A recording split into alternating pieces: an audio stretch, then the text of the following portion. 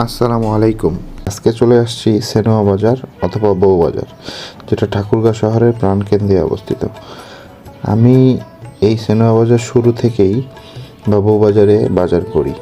এখানে আগে মূলত গরুর হাট ছিল, এখন এখানে সাপ্তাহিক বাজার হয়ে গেছে। শুক্রবারে অনেক বড় পরিসরে হাট লাগে এবং মঙ্গলবারে ছোট পরিসরে।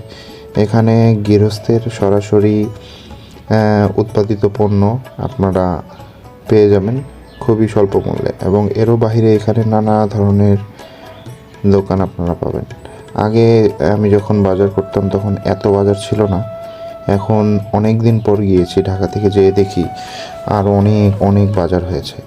এখানে টাঙ্গন নদীর মাছও পাওয়া যায়। এই যে এই মাছগুলো সম্ভবত টাঙ্গন নদীর ছোট ছোট মাছ, শুটকি এবং আরও অনেক কিছু আছে। এখানে টাটকা এবং ফ্রেশ শাকসবজি পেয়ে যাবেন। আগের তুলনায় বাজারের পরিমাণও যেরকম বাড়ছে, বাজারে বিক্রেতার পরিমাণও বাড়ছে, বাজারে ক্রেতার পরিমাণও বাড়ছে। এখানে একটা জিনিস ভালো যে এখানে ফ্রেশ শাকসবজি পাওয়া যায়। আর যেহেতু ঠাকুরগাঁও প্রাণকেন্দ্রে অবস্থিত, তাই এখানে ভিড়ও হয় অনেক। প্রতি শুক্রবারে আপনারা বিকাল থেকেই এই হাট পেয়ে যাবেন।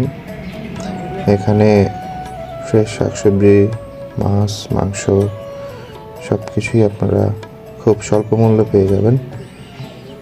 সাপ্তাহিক বাজার করার জন্য এটি শ্রেষ্ঠ, এবং কালীবাড়ির তুলনায় আপনারা এখানে কম দামে সবজি কিনতে পারবেন।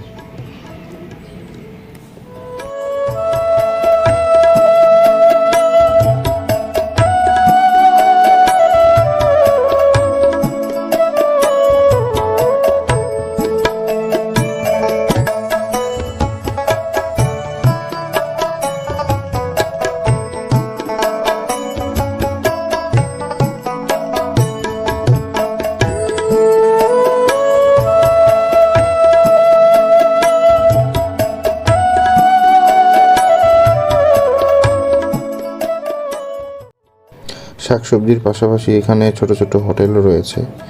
আপনারা বিকালের নাস্তার জন্য এখান থেকে কিছু কিনতে পারবেন। জিলাপি আছে, অনেক কিছুই আছে। আবার আমাদের ঝালমুড়ি পাওয়া যায় এখানকার বিখ্যাত। ইসলামবাগে বসেওনি, চটপুরিও আছে। মোটামুটি সুন্দর একটা বাজার। আর এবার আমি বাজারে আসছিলাম আমার আব্বার সাথে আসে আমি আব্বাকে হারাই ফেলছিলাম, মানে আমার আব্বাই হারাই গেছিল। তো সকলকে ধন্যবাদ। আসসালামু আলাইকুম রহমতুল্লাহ।